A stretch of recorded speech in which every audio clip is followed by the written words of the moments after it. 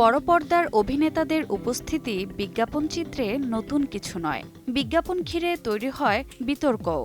এ যেমন পান মশলার বিজ্ঞাপনের কারণে আইনি ঝামেলায় জড়ালেন শাহরুখ খান ও অজয় দেবগন এবং টাইগার শ্রফ। জয়পুর আদালতের পক্ষ থেকে তাদের নোটিশ দেয়া হয়েছে।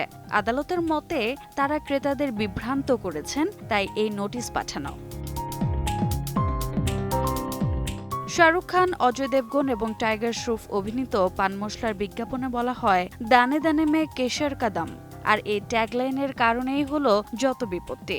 জয়পুরের বাসিন্দা যোগেন্দ্র সিং বাদিয়াল আপত্তি করে বলেন, কেজি প্রতি কেশরের দাম 4 লক্ষ টাকা, কিন্তু পান মশলা প্যাকেট মাত্র 5 টাকা। সেই সাথে কেশর স্বাস্থ্যের জন্য উপকারী, কিন্তু এই পান মশলা মোটেও স্বাস্থ্যের জন্য উপকারী নয়।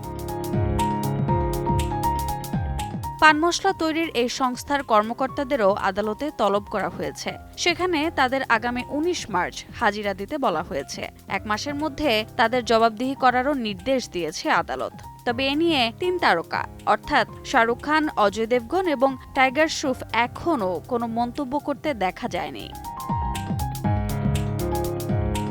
রোজা চৌধুরী, সময় সংবাদ।